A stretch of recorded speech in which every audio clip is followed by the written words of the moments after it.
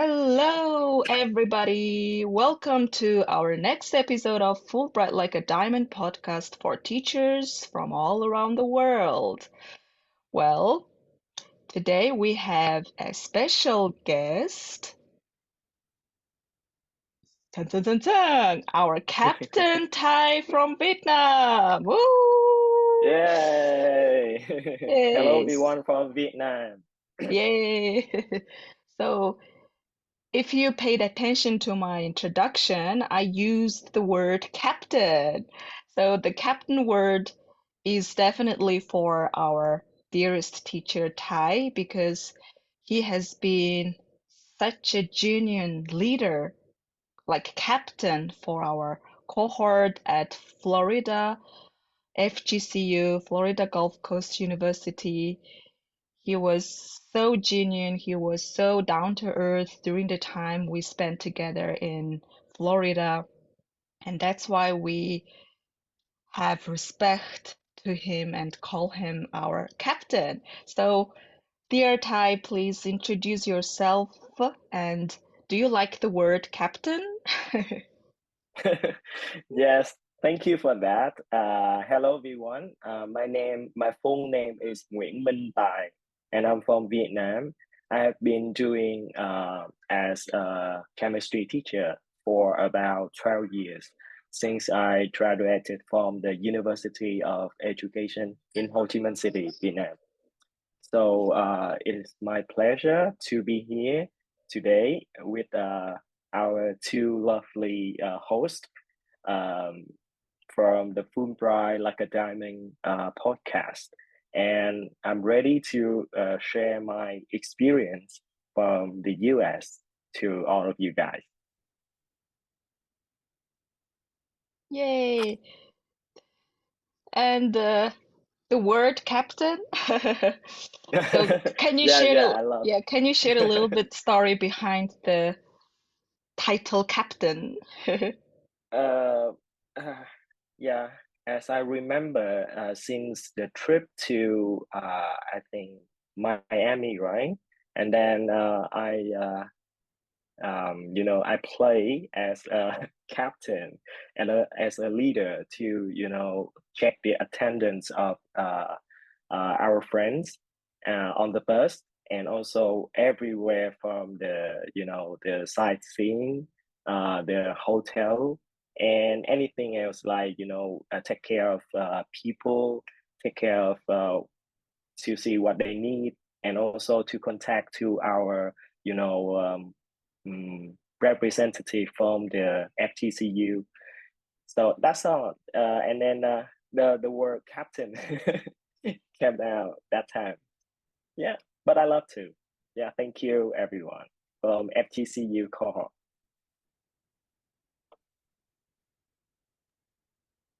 Hello, it's Molly. It's so nice to see you all, and it's interesting to listening about the story about why you called the captain in your your group. Yeah.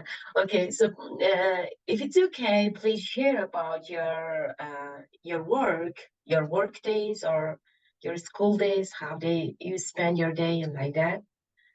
hmm Yeah. Okay. So my work day start at about 7 a.m. in the morning for the first class, and then usually it lasts to um 11:15 a.m. So I got five classes in the morning, and then I go back to my house and eat dinner with my mom, and also I come back to school and start at 1 p.m. in the afternoon, and then it lasts until 5:50 15 p.m. So I got five classes in the afternoon. Mhm. Yeah, so it's a lot, right? Because there's many students in my school. It's about over 3,000 students in my school. Um, and I've been, in charge of student in grade 10 and grade 12. Mhm. So it's like overloaded, right? Work in Vietnam. Yeah, I think it's a normal thing in my country because we have a lot of students, like a huge population. So we have many classes to teach. Hmm. But luckily, I don't have to repeat that schedule every day because my timetable, have some day off, so I can have time to prepare my lessons, to mark my student assignment, and also to plan the project for my student. So in a week, maybe I have 2 day offs, and then the other days I've been full all the time. Mhm. Wow, that's a lot of work to do. And I'm just amazed that how you are able to manage all of those to-do lists. Yeah, wow. So, Yeah. well, my question is very deep.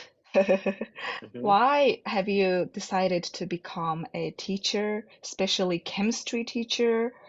And how are you doing as a teacher now? Mhm. Yeah, that's a nice question. Get into the point. How you become a teacher. So back then, when I was a high school student, I didn't have many vocational activities. So to me, looking at my teachers, especially my chemistry teacher at high school, and I see some, like a sample of doing great things, like to delivering the knowledge, like doing some chemistry experiment in the class. They're so magical, and then they have shared their story and also their experience in life.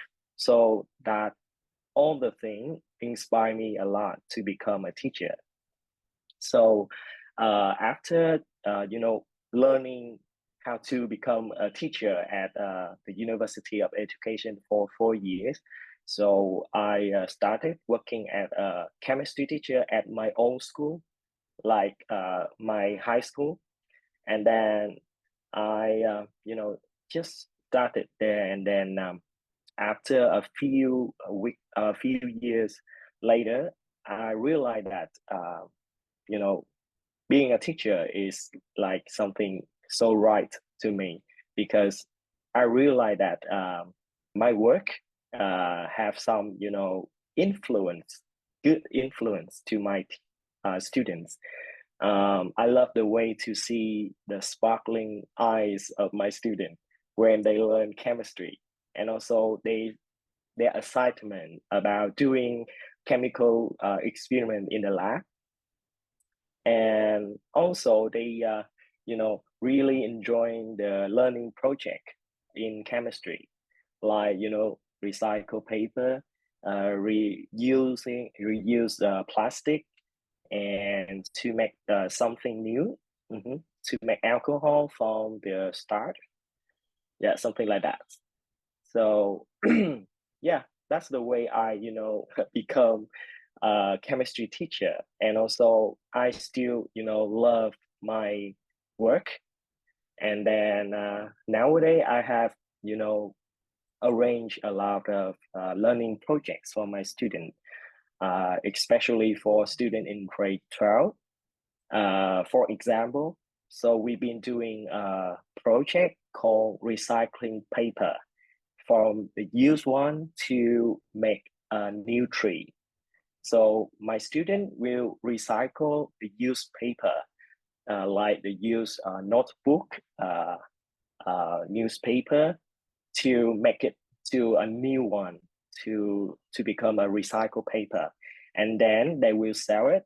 They will decorate the product and make them into new products, and then sell them, and then get the money and then donate to community. I think to organization in my community to plant the trees. So they are called Gaia reservation. So they will plant trees from the money that we donate. Mhm. Wow, it's so great. Yeah. So you're doing a great project with your students and donating for trees, your community. It's great Mhm. to hear about that. And for me, a little bit interesting. And you have in your history classes, you always organizing in your laboratory or in a lecture or a laboratory in fix it or mix it or something like that. How do you organize your classes? And also, how about your students? How they spend their days? Mm. So usually we have lessons in the classroom. So where the student like sit next to each other because we just only have like I think that's maybe 30 meters square space, but we got 45 students, and then they just have to sit next to each other, so they don't have space to do the experiments. Because you all know that we have to boil something, we have to mix something, we have to create gases, something like that. So they have to move to the lab. So we have like after 4 weeks, like 1 month. So they come to the lab and then they will demonstrate and then they will test the chemical knowledge with the experiments. So yeah, actually they excited to do the experiments. Sometimes they make some, exploding, like the liquid would come out from the test tube, and then yeah, there's some laugh, and then some, yeah, there's it's joy and excitement when doing the experiment. Wow, I wish I was one of your students experiencing all of those great emotions with you and with your other students. Mm-hmm. Well, you mentioned before that you are in charge of grade 8 and grade 12. 10, 10 and 12. 10 and 12. Oh yeah. And why are you in charge of two grades? Two kind of, Uh, you are a tutor teacher for them, in other words. mm-hmm. Uh-huh. Can Actually, you please? I'm the main teacher, the main chemistry teacher of them, because we have a lot of students. I just mentioned before, so one teacher usually take care of two, maybe two grade, like grade 10 and grade 11, or grade 10 and 12, or grade 12 and 11, something like that, because there are a lot of students to take care of. So our class will, uh, like we have only 10 chemistry teacher versus over 3,000 students. So I have about 5 classes, and then they are in grade 12 and grade 10. So yeah, the same to other teachers. Okay, yeah. So why I asked that question is that in Mongolia, if we are in charge of some certain grade levels or Mm, classes, that means we are their tutor, home tutor teacher. Like, yeah, like despite like being a chemistry teacher for them, we also serve as a home tutor teacher for them, like take care mm, of their after school stuff, mm, take care of their other subjects progress mm, stuff and something like that. Ah, okay. Now I got it. Yeah. Thank you for the elaboration. And my real question is that, So you are a chemistry teacher, but you speak like an English teacher. How how are you so good at English, Thai? uh, oh, because chemistry and English are both my favorite subjects at high school. And when I was a university student, I started to learn about IELTS, and then yeah, because I plan to study abroad, so I study IELTS, and at that time I got the IELTS band 7 overall. So learning English is just like a hobby, and also like something like when you discover the word that only you in there. I don't know that you got my idea, because when you learn English, another language, you will be in your personal, your private space that no one else can understand. But for communication, I think English helps me a lot when communicates with other people from around the world.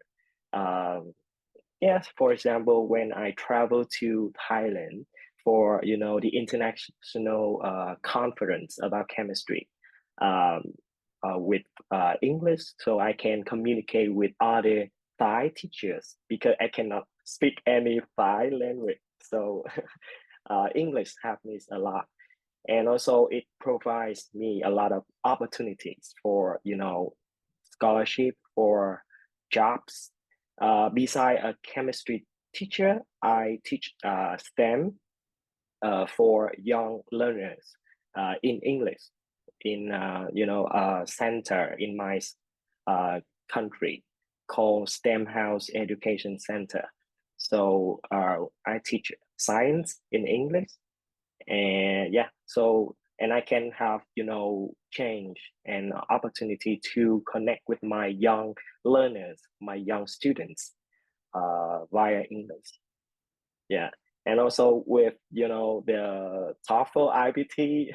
I think you guys know also know that with TOEFL IBT we have the chance to get the basic requirement of the Fulbright program. So that's my chain to come to the US. So in conclusion, I think that English is so important. It's not only the key to do anything, but also a change and also opportunity for you to do something better, to get more interesting things to do. Yes, yes. I think and you and our this podcast and in this time, and I think you are inspiring our science teachers, pushing them to get scholarships. So Yeah. yeah, it's so great to hear about that. And also, and you mentioned that and about your students, because of your students, and your English is also getting better with that. Yeah. So, in how big hearted teacher are you? So yeah, Thank you. yeah.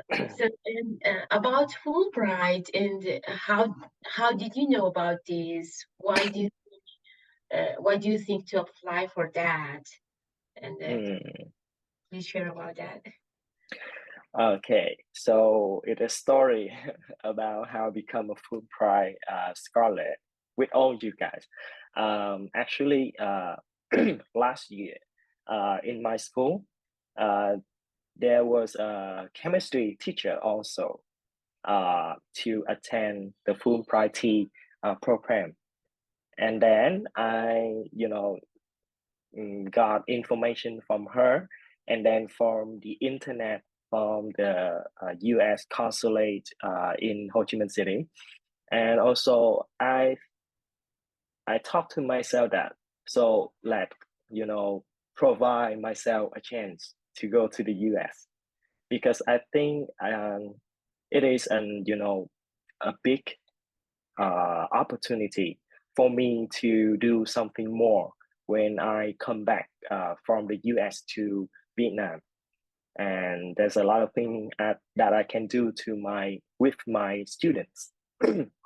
So I had myself uh, a long time to prepare the application form, to do five to do five essays, right? Essays. And then yeah, you know that because my background is science, uh, chemistry, so my English is not as strong as other contestant participant from the English um, subject. So I had to prepare carefully. I had to spend a lot of time, much time, to do my application form. And then, yeah, luckily, when I submitted the application form, and after that 1 week, a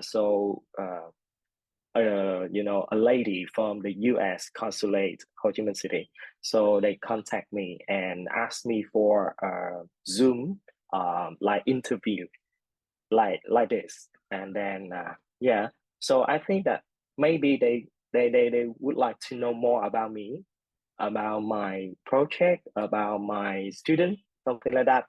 So I say yes, and then we had a Zoom interview after 1 week, and then I remember we spent about 30 minutes to talk about uh, me, my project, my ambition, my plan when I go back from the US, and what would I do to my school, to my community, to my country. Yeah, and the day after, I received the news that I've been chosen for the Fulbright program. So that was my so lucky, and also my unforgettable moment in my lifetime in terms of education, because I think what I have done so far with my students, my projects, my philosophy, teaching philosophy or something like that, that can be recognized by other and then rewarded with the scholarship. Ooh, what a moment! Yeah. You are such a, yeah, you're such a careful and considerate person, you know. Everybody knows about that personality of you. And you also mentioned that you took your time to prepare for your application. And how much time did you actually, spend on your application? And in your 5 essays, what did you actually write about? Could you please a little bit more specific, which is Okay. really interesting for us? Yeah. Okay. So I spent about 1 month for writing the essays. Thanks to my writing skill that I learned from the IELTS lessons. So I have, the basic skills of writing, like we had to be organized, uh, and then we have to be clear what we want to express in our essays. Um, and then we have to use the word that related to our topic. And then I cannot remember well about the 5 essays, but but one topic that I can mention here is about what challenges that you are facing with your teaching career or your school, your community. Uh-huh. So try to be yourself in that topic. You have to be realistic, to be honest, and then to be, you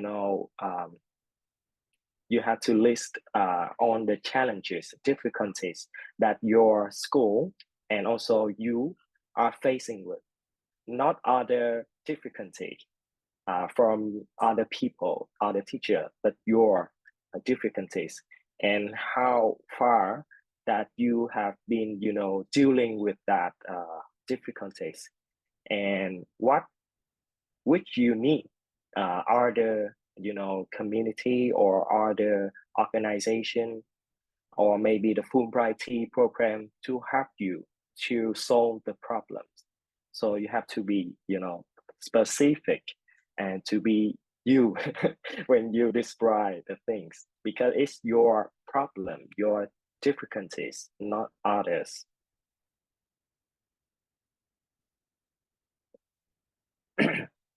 Before our older guests also mentioned about being just yourself and being honest, being yourself is specific, and they mentioned like this too. So and Yeah. because of that, we accepted for that. Yeah, Okay. yeah. So let me think just 30 seconds. So and one topic is about what would you do when you become a Fulbright scholar, or maybe you come back from the US. Okay, so you have to be clear about your goal and then your plan. So you will say what would you do when you have a chance to experience the thing in the US, you learn new things in the US, and what can be applied in your situation, in your teaching community. For myself, um, I plan like some workshops that I will do for my colleagues, and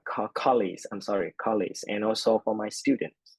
And so far, I have been done 2 workshops about, the first one is about the experience of being a Fulbright scholar. And the second one is how to create or how to build a STEM lessons, because I've been learning about STEM in the US because I'm a science teacher. So I will gather all the knowledge and skills and also the resources. And then I organize the workshop how to create a STEM lessons in our school. Mhm. And I have 2 more workshops to be held in, November and December. Is about game-based learning and versus gamification. And the last one is about project-based learning. Mhm. And also I've been doing some projects with my student, also just like recycling paper, to protect our environment, to promote the sustainable development, um, to increase or raise the awareness of our student about everything happening all around the world. Yeah, something like that. So you have to be clear, be specific when you write that thing, so they can, realize that you are like competitive contestant. You are willing to do things. You are suitable, or not suitable is a proper contestant for this position. Yeah. Yay, thank you so much for providing us with concrete examples. I definitely agree with you that being you, just believing in yourself means a lot, like means the world in terms of applying for any scholarship. It's not only limited to Fulbright T, because those people from the scholarship team they are looking for someone who is, confident, who is like, shining on their own. So don't be Mm-hmm. afraid to shine in your own way. Just be brave and Fulbright like a diamond, yeah? Thank Yes. you so much for reminding of us that. And my next question is, wow, so let's go to the US back. So how was your first impression and feelings and emotions when you landed in the US? And how was your experience in Florida overall, Ty? Uh-huh. Well, there's a lot. How can I tell you in 30 minutes, right? There's a lot. Um, Luckily, I travel with my friend, Tin, uh, another contestant from Vietnam. So we've been traveling together for 24-hour flight. Uh, First, we depart to Incheon, Korea, and then we have delay, and then we have to stay at the airport until midnight, and then take another plane to Atlanta, the U.S. So it's a long flight. That was a long flight for us. I have never been to that kind of a long flight like that. Um, so of course we have jet lag. Well, we have some different time zone. It's a huge difference from Vietnam and the US. It's about 12 hour different. So when we landed at the Atlanta, so the first thing that we realized is that the weather was so cold for Vietnamese because we are in tropical region. So that was something different, completely different experience. So and then we have some we got some trouble at first in terms of the luggages. So we have to wait for the bus to take us to another, airport to travel inside the U.S. from Atlanta to Florida. So that's why we came to the university late than any other contestant. Yeah, the weather was so different, and then yeah, the breakfast was so different because we are familiar with some like pho, like a noodle, and rice like with pork, eggs, something like that. But in the US, we got snack, we got fried chicken, we got bagel, we got a milk, and then zero something. What totally different from Vietnamese breakfast. And then yeah, we met new friends from other countries, especially Nomi from Mongolia. uh, we got a chance to talk and then share our teaching career, our experience in their own subjects.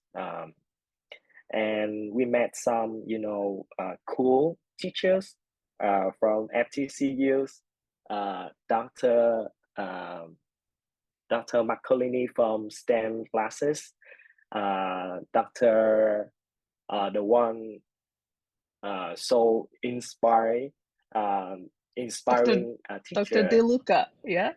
Dr. DeLuca, with Yeah. all the fashions lessons, music, and fashion shows, and then singing, dancing all the time. Yeah, Dr. DeLuca. And then we got two ladies from FTCU. Representative is Miss Huck, and then Dr. Dr.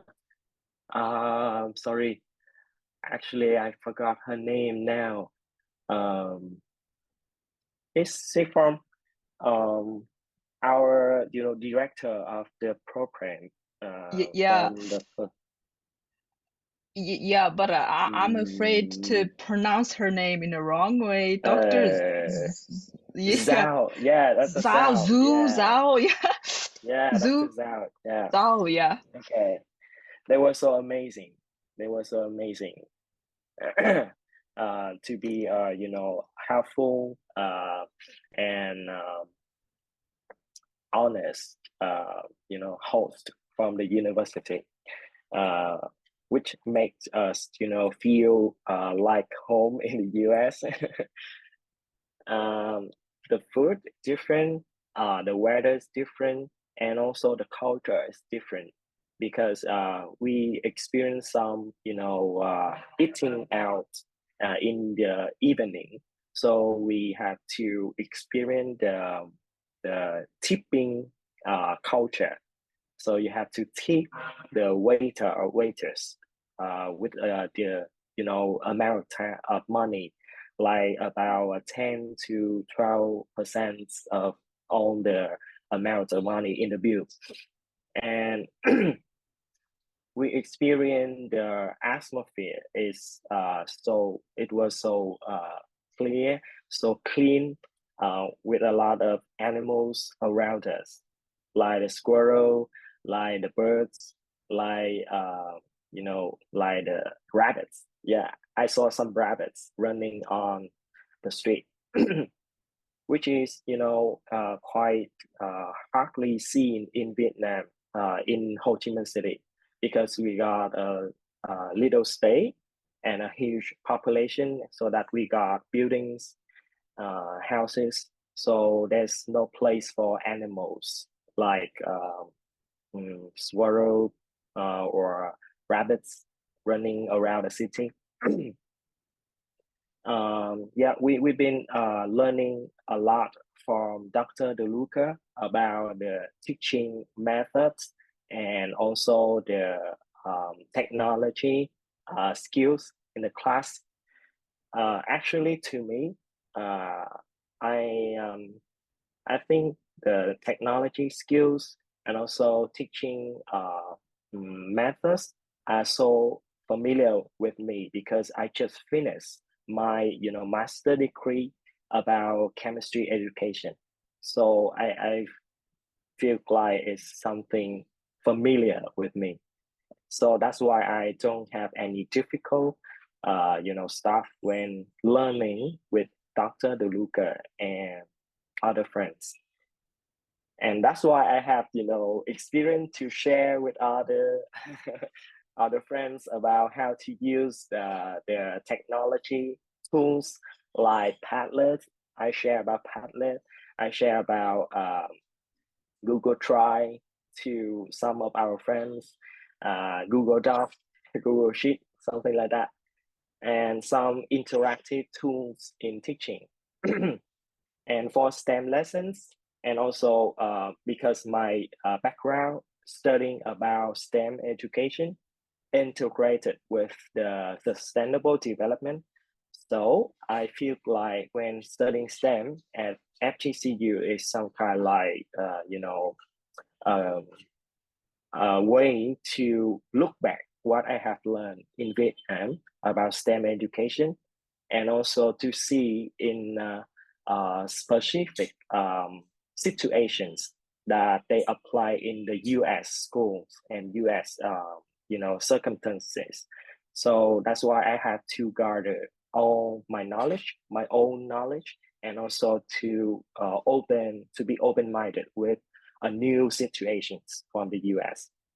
And also my teacher, Dr. Marcolini, she was so wonderful in the way she conduct the STEM lessons. She carry us out from the classroom, go into the jungle, in the food forest, and to explore many things like trees, like animals, like weathers, water, Naomi, you remember the time that we've been to botanical garden in the US? Yeah. So Yeah. Dr. Marcolini was tour guide of that trip, and so was so knowledgeable about the things in the botanical garden. And the thing I realized that in the US they tend to care about the environment. So they when they build something, they will think of uh, the effect uh, the effect to the environment. If they doing this, so what will affect the environment? And then they have to consider what thing to have like a win-win, like have the environment and also to have the people to have knowledge about the environment and the world. So I think that is very good about education, um, which is in my country we have to learn or maybe have to take into account about this way to educate students. And also we have time together celebrating some special events like International Women's Day. uh, I remember that all the males contestants gather in my room, and they have to sign in a card, and each card is delivered to one female contestant. And Naomi is one of the female contestant who received a lovely card with wishes and also their signatures, right? Signature of I remember that 11 male contestant. Yeah. So that's was so lovely, right? Uh, and then that's what the chance for us to gather and to do things for each other. And then we have time to celebrate birthday parties by the pool, swimming pool for Busayo.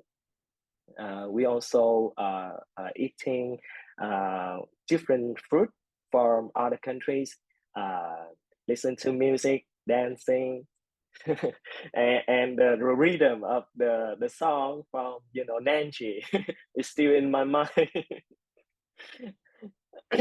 And we have chance to travel to other places in the US, like Disney World. Yeah, I still remember the trip that we travel by Uber, right? Uber, and then it's about 4 to 5 hours to Disney World, and I got a chance to talk to the taxi ride driver, and he told me that this was the first time that he had so many customer from other countries in his car, such as Mongolia, El Salvador, Chris, right? Um, Armenia, Ohana, Sokhi from Cambodia, and me and Tin from Vietnam. Is just like cosmopolitan, customer in his car. And then we have a good time at Disney World, and then at night we come back to our hotel. That was so unforgettable moment to me because I sit in the front of the car, next to the driver, and then I experience the space without lights. I thought that in the US they have the lightning system, the good lighting system, but no, it's so dark at night. So only the light from the car shining on the road. So and then because after a tired day at the Disney World, so my friends were sleeping behind me, and also maybe only me still awake, and then talk to the driver, and he shared us at that time so he must go home with his daughter, stay home with his daughter. But that night was so different. So he came to his home late, maybe 1 a.m., right? 1 a.m. and after midnight. And then yeah, so at that time his daughter and his wife were sleeping, but he's still carrying us to our hotel. That was so unforgettable moment. And we've been to some historical place, some sightseeing place, to Miami. 2 day, 1 night, Miami, and we experienced the city with a lot of fun, a lot of food and drink, and I also met my old student in Miami, and he took me to one of the Vietnamese restaurant, and we tried pho. So to me, it's like a savior because I miss pho, I miss Vietnamese food so much, and he took me to a Vietnamese restaurant and to enjoy pho. um, yeah, there's a lot of things. There's a lot of things. I cannot, mention right now because to me there's a lot. Actually, I did write like a diary when I was in the US on my iPad, uh, and then took some pictures, a lot of pictures, and then I store in my phones and my MacBook, and they are full of storage. No, me, I got iPhone 15. Ooh, congratulations. So happy for you. Yeah, just like a dream to me to experience things in Absolutely. the US with all of you guys, with all of my friends. Yeah, absolutely. I think you spoke in very much specific details that I am so nostalgic now about all the great memories we had created in the US together.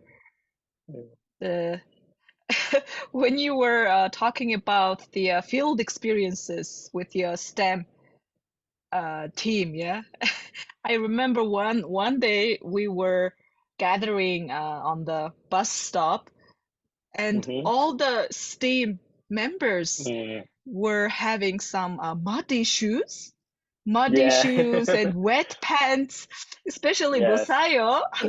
And I was like, what's going on? And then they just had Mm, such a memorable and funny like experience together as a STEM team. And so on mhm, and so forth. Yeah, the time in the US was very unique and precious for every one of us. And thank you so much for telling all of those amazing memories in details. mm. Really great. And I know that you are a big fan of Apple,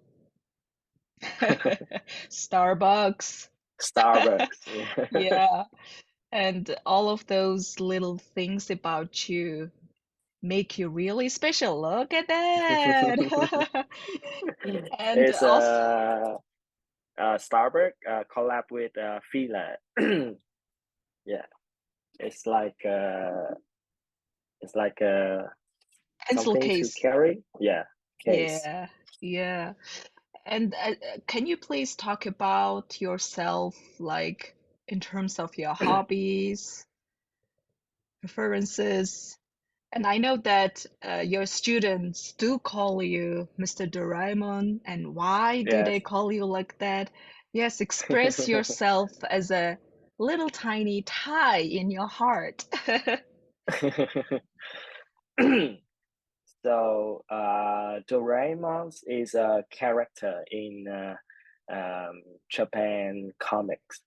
So it talked about um, a robotic cats from the future, from 2030, come back to the present to have other friends. And he got his tiny pockets with all the tools or the gadgets can have everyone. So my student consider me as Doraemon because of my appearance is like Doraemon. Then I, helpful in terms of helping students to learn chemistry easier. So it's like I got some gadgets, I got some tools to help them to learn chemistry better.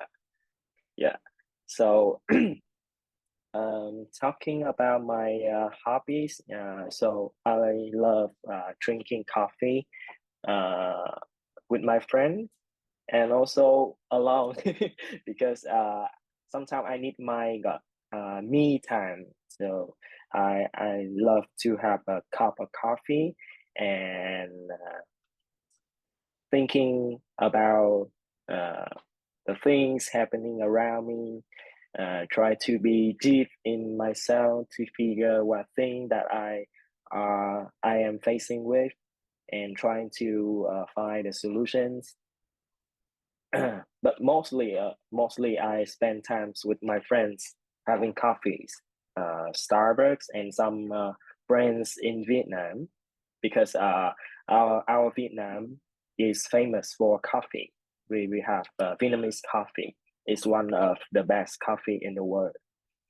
And I and my partner teacher, Mrs. Moses from Estero High School, we are keeping in touch with each other. We usually share story in Instagram, and then she said that she loved our coffee because I brought a box of coffee uh, to present to her. And after trying that box, she some kinds of addicted to Vietnamese coffee, and she trying to buy from Amazon. So she buy one and another one box to enjoy my coffee. So that thing is one of my uh, happy my honor to other friends like my US friends love Vietnamese coffee because of me because I introduced my Vietnamese coffee to her. So we still keep in touch and then share teaching story like what we done in class, my learning projects, how to get the student to present about the topic, something like that, sharing teaching methods together. So I love teaching because I think teaching is the way that the student can explore the world, um, and then they can know more than the knowledge. Not only the knowledge, but also the skill, the competencies through the lessons. So that's what our new education system aiming to develop student competencies like communication, like problem solving, like creativity, um, yeah, something like that. And yeah, and I love that the way our country is changing in terms of the education system. And we also have a new notebook that I can show you here. Some of them. So it's chemistry. It's chemistry in Vietnamese. It's hóa học. Okay, and 11 is ray 11. Okay, so we got some color like color. Sorry. Where is it? It's blur. Like colorful, something like that. Colorful notebook with the problem that the student have to solve the problem, and then they will learn the knowledge and then increase level up their skills. Okay. Yes, so nice to hear about your very great memories in America, and also you're doing a great job in Vietnamese too, and I hope too, and we hope he too in our countries also develop, because of our education system is changing and developing and improving in day by day. Yeah. Yeah. And you shared very nice memories in America. So, did you face any difficulties when you were in America? Yes, of course. First thing first is time zone, because it's 12-hour difference between the two countries. So when in the morning in the US, it's at night in Vietnam. So I felt sleepy when we at the FTCUs listening to some lessons lectures from our dearest teachers, but sometimes I felt sleepy, so I had to take more coffee. So I become more a coffee consumer when I was in the US. But unfortunately, the coffee in the US is so light. So it's much lighter than the Vietnamese coffee. So I have to drink a lot, like drink water, but coffee because it's so light. And and one thing is about the communication with the U.S. Citizen. So, for example, I remember that we were at the historic sites, and then our professor brought their children, like son and daughters, with them, and I got a chance to chat with their siblings. So when I talked to them, they felt like strange because of my my tongue and my like how can we say it's like different like you come from a different region and you speak English to a native speaker, so they felt strange about your tongue, your your voice, but they didn't talk directly to me, but they whisper to their mom ears something, and then the professor told them and me that, and it's just like see learning Espanol, like Spanish. So there's some different way to pronounce the word, because uh, they are not native speaker. So that's the moment that I realized that my English proficiency, when talking to native speaker, they feel strange and they maybe cannot understand or something like that. And I felt so so unhappy at that time, because I've been learning English for many years and realized that it felt strange for native speakers. Because I'm kind of confident in my English proficiency. However, when you face a native speaker, they also felt strained about that. And another thing is I have difficulty in communicating with my friends, my participant from the Africa uh, countries, like Busayo, like Nanji. Nanji is the most difficult to communicate at first time, because I cannot understand, I cannot catch their speaking, because to me it's so different. I cannot communicate with him at first. I spent 1 week feeling like I cannot communicate with other friends from other country. I feel so down. Um, but after 1 week, I figure out one, solution is that to talk to them more, because the more you talk to them, the more you feel familiar with their voice, the accent. The accent. I forgot the word, the accent. So you can, catch their thinking, their thought, and then you can communicate with them. The same to Busayo, the same to my best friend, Emmanuel. Emmanuel. Yeah. So that's the language barrier that I found when I first arrived in the US with the native speaker and also other teacher from different region in the world. But I figure out one solution is that talk to them more. Just talk to them.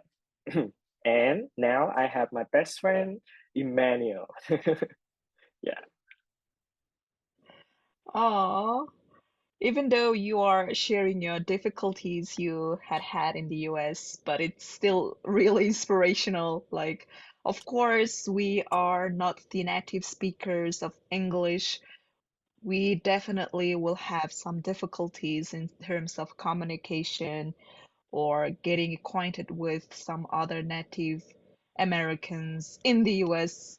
But yeah, you overcame them very successfully, and one of your besties is Emmanuel.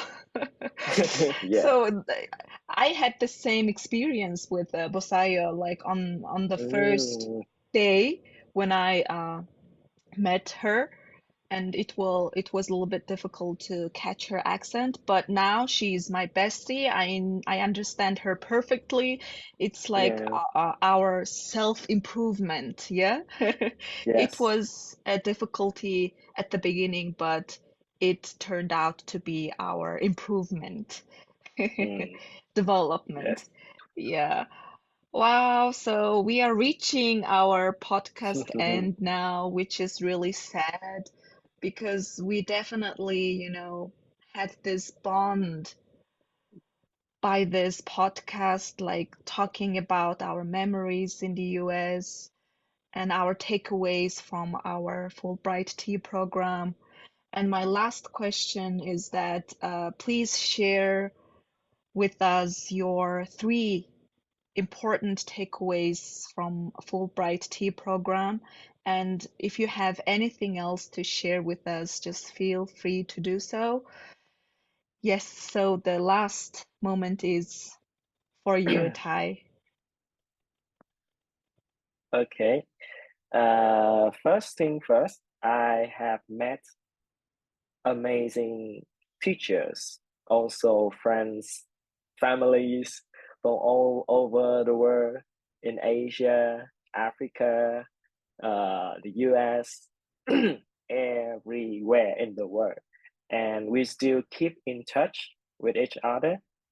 And I and Natalia from Argentina are doing some collaborative project about recycling paper, because due to the internet connection, so maybe we don't have face-to-face lessons as normal, like via Zoom or Skype, but we have find another way to communicate and keep in touch, and then our student can keep in touch with each other via the project.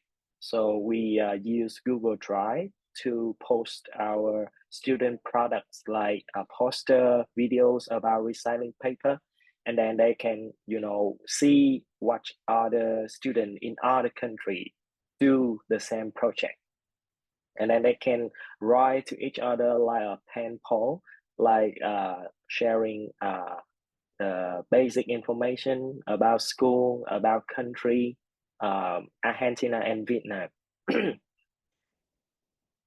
Yeah, and I learned a lot from them, from the teaching experience, um, in different cases or situations. So that will enrich my, my experience in teaching. I will see my student in, a big picture. So with many aspects. And secondly, I think that I had a lot of new things when I stay in the US for 1.5 months. A lot of things, and that new things will make me feel like mixing home and my mom, like increasing my country sick or maybe my homesick, because before I have never traveled so far and so long from my mom, from my home. So that was the first time. And that also helped me to realize the bond between us. And I love her so much. And during the time in the US, we have FaceTime many times and sharing, hey, this is what I'm doing in the US, this is what I'm eating, it's not your food, it's my own food. And I have to went to the supermarket, bought things, and then cook myself, even though I'm not a good cook. Uh, uh, Figure out many new dishes. And yeah, so it helps me to remind of my mother, to strengthen our bond. The third one is that what I have learned in the US in terms of STEM lessons, skills, in terms of teaching methods and technology application in the classroom. I also, gather things and then apply in my situations. I have been organized 2 workshops and then some learning projects to my students. And yeah, I think that the last thing that I have when I went to the USA is the feeling that you have to do on your own, because there's no one to have you like you in your own country.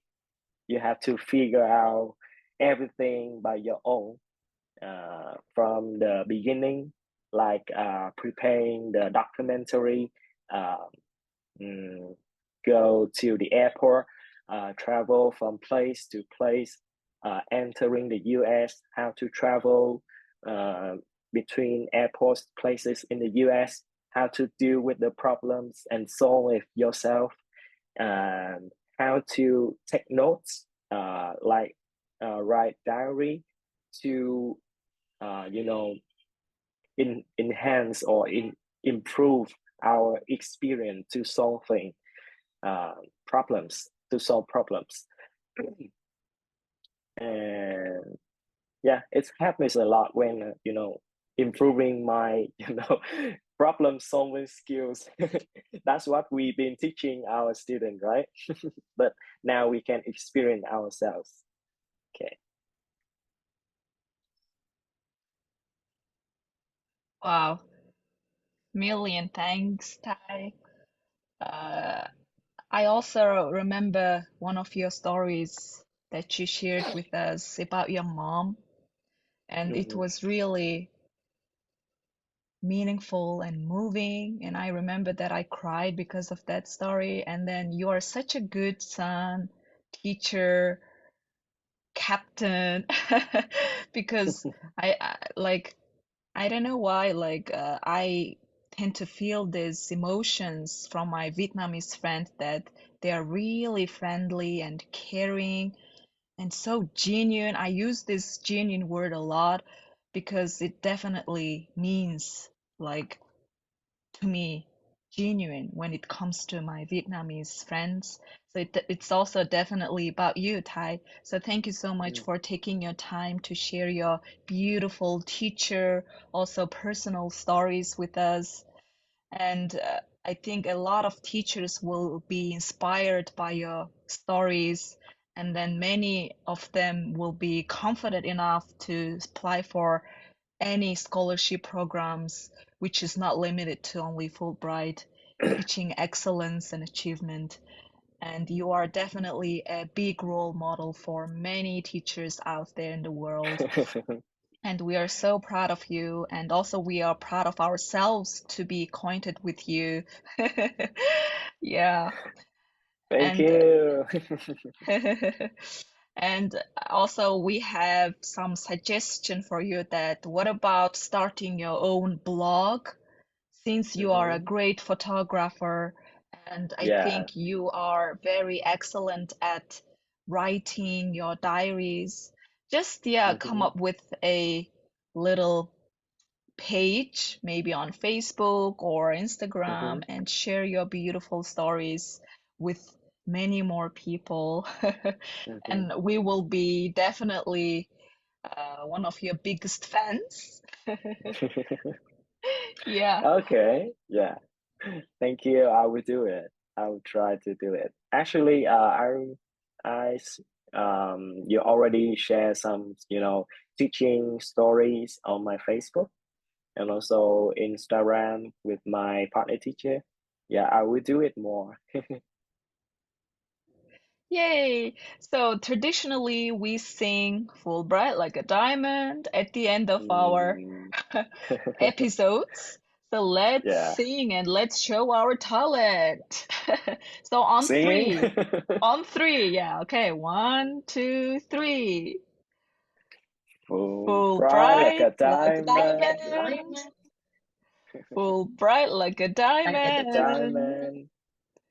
Okay. Fulbright like a Well, diamond. Yay. Thank you, everyone. See you in the next episode. goodbye.